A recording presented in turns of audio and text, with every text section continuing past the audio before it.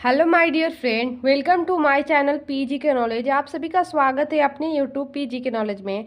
तो जैसा कि आप सभी लोग देख सकते हो, ये रहा आप सभी के सामने जो कि हम एमए के सीरीज़ के बारे में बताने वाले हैं और एमए के टॉपिक से रिलेटेड कुछ सारे टॉपिक्स कराने वाले हैं। क्योंकि अभी एग्ज़ाम होने वाले हैं, टाइम टेबल नहीं आया है, बट अनुमान लगाया जा रहा है कि हो सके तो दिसंबर में एमए थर्ड सेमेस्टर का एग्ज़ाम कराया जाए। तो आप सभी लोग अभी से रेडी हो जाओ, क्या पता कब एग्ज़ाम करा दिया जाए।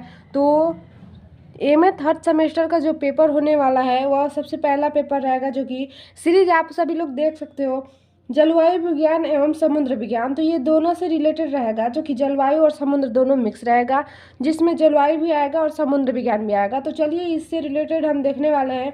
आप लोग देख सकते हो, ये आनंद का 2024 का सुपर सीरीज है, जो कि बहुत ही अच्छा है और बहुत सही है, और सारे स्टूडेंट इसी सीरीज से ही तैयारी करते हैं। तो आप लोगों को अगर चाहिए तो ये वाला सीरीज ले सकते हो। और ये जननायक चंद्रशेखर विश्वविद्यालय से है।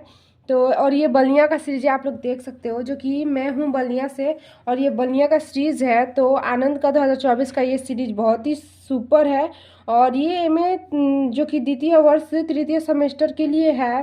तो चलिए सबसे पहले हम आ जाते हैं आज के टॉपिक पे, जो कि समुद्र विज्ञान का है, और इससे हम कुछ सारे टॉपिक आपको क्लियर कराने वाले हैं। क्या क्या है कि सीरीज में तो टोटली दिया हुआ है सारे टॉपिक्स रिलेटेड, तो सीरीज पढ़ने में थोड़ा टाइम लगेगा, इसीलिए हम समुद्र विज्ञान को थोड़ा इजीली समझ लेते हैं। तो समझ लेंगे तो हमें बहुत अच्छे से समझ में आ जाएगा, तो हम बहुत अच्छे से लिख सकते हैं और सीरीज को भी समझ सकते हैं। तो चलिए देख लेते हैं। जल पृथ्वी पर रहने वाले सभी प्रकार के जीवों के लिए आवश्यक घटक है। क्या है? तो जल पृथ्वी पर जितने रहने वाले सभी प्रकार के जीव होते हैं, जितने प्रकार के पृथ्वी पर जीव रहते हैं, उन सभी के लिए आवश्यक घटक है जल। और जल हमारे सौरमंडल का दुर्लभ पदार्थ है, और सूर्य अथवा सौरमंडल में अन्यत्र कहीं भी जल नहीं है। मतलब जो सूर्य है और सौरमंडल में और भी कहीं जल नहीं पाया जाता है पृथ्वी के अलावा। और पृथ्वी पर जल की अधिकता के कारण ही इसे नीला ग्रह यानी कि ब्लू प्लैनेट्स भी कहते हैं।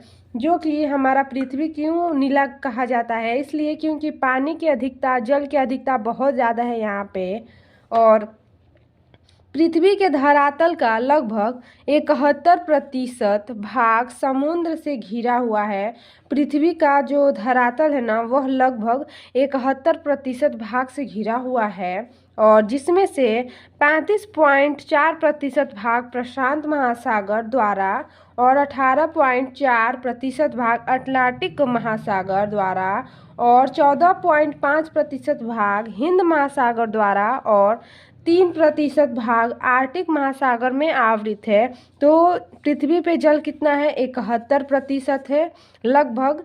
और 71% में कौन कौन से महासागर में कितने कितने पार्ट में है, वो सारे यहाँ पे आंकड़े हैं। तो अगर आप पेपर में इस तरीके से डिवाइड करके लिखेंगे तो आपको नंबर बहुत अच्छा मिलने वाला है। और इस प्रकार स्थलीय भाग पृथ्वी के धरातल का केवल 29% भाग को ही आवृत करता है। यानी कि कह सकते हैं कि पृथ्वी पे 71% जल है और स्थल है 29%। और यहाँ पे देख सकते हो आप, जो कि 100% पृथ्वी है एक, तो उस पर क्या है? तो जल 71% है और 29% स्थल है। तो इस तरीके से आप लोग एग्जाम में पक्का लिखना और इस टॉपिक को अच्छे से देखना, जो कि समुद्र विज्ञान का टॉपिक क्लियर हो जाएगा। और देखते हैं, प्रशांत महासागर पैसिफिक ओशन में 35.4% है, और दूसरा है अटलांटिक ओशन में 18.4% जल है, और इंडिया ओशन या हिंद महासागर में 3% है। और पृथ्वी के धरातल का 70.8% भाग सागरीय जल से आवृत है। इस जलीय भाग को जलमंडल कहते हैं। इस जलीय भाग को क्या कहते हैं? तो इस जलीय भाग को जलमंडल कहते हैं। पृथ्वी के धरातल पर इतना प्रतिशत भाग में क्या है? सागरीय जल है, और इसे जलमंडल कहते हैं। ये बहुत ही इम्पोर्टेंट है। तथा इस जलमंडल या सागरों के अध्ययन को समुद्र विज्ञान कहते हैं। क्या कहते हैं? तो इस जलमंडल या सागरों के अध्ययन को समुद्र विज्ञान कहते हैं। समुद्र विज्ञान किसे कहते हैं? आई होप आप सभी को समझ में आ गया होगा। अगर समझ में नहीं आया हो तो आप वीडियो को दोबारा देख लीजिएगा। और अगला देख लेते हैं जल चक्र। जल चक्र को समझ लेते हैं।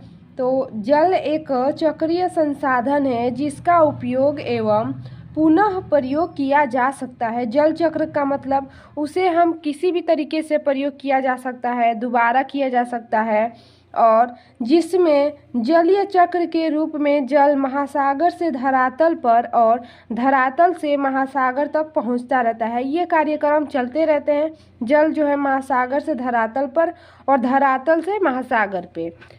यह पृथ्वी के नीचे वाले पृथ्वी के ऊपर वायुमंडल में जल के संचलन की व्याख्या करता है और पृथ्वी पर पाए जाने वाले जल का 71% भाग महासागरों में पाया जाता है और शेष जल जाते जल के रूप में हिमानियों, हिमटोपियों, भूमिगत जल, झीलों, मृदा में आर्द्रित वायुमंडल, कीटाणुओं और जीवों में संग्रहित रहती हैं। तो इस तरीके से जल क्या है, भूमि पे बटे रहते हैं। हिमटोपिया, भूमिगत जल, झीलों, मृदा, आर्द्रता, वायुमंडल सारे सरिताओं में इस तरीके से बटे हुए होते हैं। और महासागरों का जल पीने पेय जल में उपयोग नहीं होते हैं। तो जो महासागर का जल है वो पीने यानी कि पेय में उपयोग नहीं होते हैं और उनमें लवणता ज़्यादा रहता है, यानी कि खारा रहता है, लवणता ज़्यादा रहता है। और धरातल पर प्राप्त जल का लगभग 60% भाग महासागरों एवं अन्य स्थानों से वाष्पीकरण के द्वारा वायुमंडल में पुनः चला जाता है। शेष भाग धरातल पर बहता है। तो क्या होता है कि जो शेष भाग बच जाता है ना, वो धरातल पे बहता है और कुछ भूमि में रिस जाता है और कुछ भाग हिंद का रूप में ले लेता है। तो हिमनद के कुछ भाग हिमनद के रूप में ले लेता है। तो पृथ्वी पे जो जल है इस प्रकार से बटे हुए हैं। कुछ हिमटोपियों में, हिमानियों में, आर्द्रता में इस तरीके से बट जाते हैं और कुछ क्या होता है कि धरातल पे बहते रहते हैं, जो कि हिम नदियों के रूप में वो ले लेते हैं। तो पृथ्वी पे 100% जल है, जिसमें 29% स्थल है और 71% जल है। तो जल वाटर, हम पहले जल को बांट लेते हैं किस किस तरीके से बटा हुआ है। तो ये है 100%। तो 100% में से सबसे पहले 97% भाग महासागर में ही है लवणता। तो ये है महासागर में कितना है, तो 99% महासागर में है क्या है, लवणीय है। और जो दूसरा हमारा है 3% स्वच्छ जल है, तो वो अलवण है, यानी कि 3% जल को ही हम केवल यूज करते हैं पीने के लिए और 97% जल है लवणीय, मतलब ये खारा है, यानी कि महासागर में पाया जाता है। और ये क्या होता है कि ये धरातल पे पाया जाता है। तो 100% जल यानी कि 71% जल को हमने क्या माना, 100 माना, और 100 में से 97% जल महासागर में है और लवणीय है। और उस 97 तो चला गया, 97 में से बचा 3, तो 3% अब स्वच्छ जल है जो कि अलवणीय है, यानी कि खारा नहीं है। और 3% जल आइसकेप्स जमीन के अंदर हैंडपंप द्वारा निकाला जाता है। तो इस तरीके से क्या होता है कि 3% जल बटा हुआ है और मिट्टी, झील, वायुमंडल, जल वाष्प, नदी, जीव, यहाँ पे 3% जल इस तरीके से बटे हुए होते हैं। और नेक्स्ट है 3% स्वच्छ जल, जो कि 68.7% जल हिमानी प्लस हिमटोपियो ग्लेशियर में ही है। और 30.1% स्वच्छ जल, जो कि हमने 3% जल को 100 माना और 100 में से यहाँ पे 68.7% जल हिमानी, हिमटोपियो और ग्लेशियर में है। और 30.1% स्वच्छ जल भूमि के अंदर है और 0.3% जल सतही जल है, लेक में है, आर्द्र भूमि में है, दलदली क्षेत्र और नदियाँ में है। और 0.9% जल जो कि कहाँ पे है, सरफेस वाटर पे है, और अन्य जल। तो इस तरीके से ये जल इस तरीके से बटे हुए हैं, जो कि बहुत ही समुद्र विज्ञान को समझना थोड़ा सा डीपली है, क्योंकि पानी किस तरीके से बटा हुआ है, कहाँ कहाँ पे बटा हुआ है, इसको समझने में थोड़ा टाइम लगता है। तो हम देख लेते हैं नेक्स्ट वाला। तो ये फिगर के हिसाब से आप लोग को समझ में बहुत जल्दी आ जाएगा। तो ये क्या है, अलवणीय जल है। तो हम सबसे पहले इस सभी को देख लेते हैं। तो देखिए ये फिगर है जो कि 3 तरीके से हमने बनाया हुआ है। और ये जो है ना, ये वाला फिगर देख लीजिए। तो ये जो इतना पार्ट में जो है, यह महासागर का है, 97% जल है।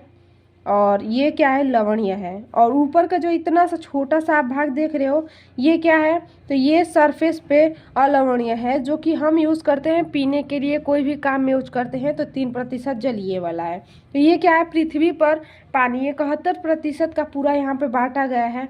और यहाँ पे 3% लवणीय, ये जो 3% आपका निकला है ना, ये 3% यहाँ पे आ गया।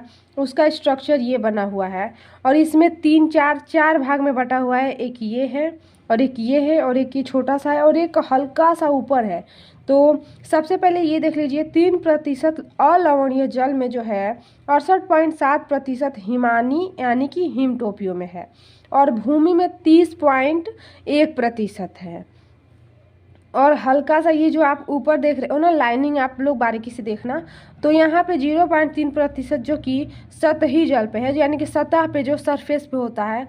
और हल्का सा ऊपर है जो कि अन्य अन्य का मतलब पेड़ पौधे जीव जानवर में आ जाएंगे। तो इस तरीके से बटा हुआ है। अब यहाँ पे देख लेते हैं जो कि हम ये 0.3% सतही जल को हम बांटेंगे। सतह जल को देख लेते हैं, क्योंकि सतह जल तो क्लियर हुआ नहीं ना, सतह पे क्या क्या आ रहा है। यहाँ पे हिमानी हिमटोपियो तो क्लियर हो गया, भूमि में भी यानी कि धरती के अंदर भी क्लियर हो गया है। तो सतही जल को हमें देखना बहुत ज़्यादा जरूरी है। तो सतही जल समझ लेते हैं। सतही जल में 0.3% में देखिएगा, जो कि इतने बड़े पार्ट में क्या है, झील, लेक यानी 0.3% सतह को आप क्या मानोगे, 100 मान लोगे। और यहाँ पे जो कि आप देख सकते हो 87% जल किसमें है, तो झील में है। यानी कि धरती पे जो सतही जल है ना, सबसे ज़्यादा सतही जल किसके पास है, तो झीलों के पास है। और उसके बाद से इसमें बट गया तो आर्द्र भूमि यानी कि दलदली क्षेत्र में है। और उसके बाद से नदियों में है। दिखता तो नदियों में बहुत ज़्यादा पानी है, लेकिन नदियों में सबसे कम पानी होता है। तो समुद्र विज्ञान में यही है, बहुत डीप से थोड़ा समझना है। तो आप सभी लोग वीडियो को पूरा एंड तक देखना, वीडियो को स्किप मत करना, नहीं तो हो सकता है बहुत सारे टॉपिक आप सभी का मिस हो जाए। तो सो फ्रेंड, हम सतही जल को नेक्स्ट वीडियो में देखेंगे, क्योंकि वीडियो बहुत ज़्यादा लंबा हो जाएगा।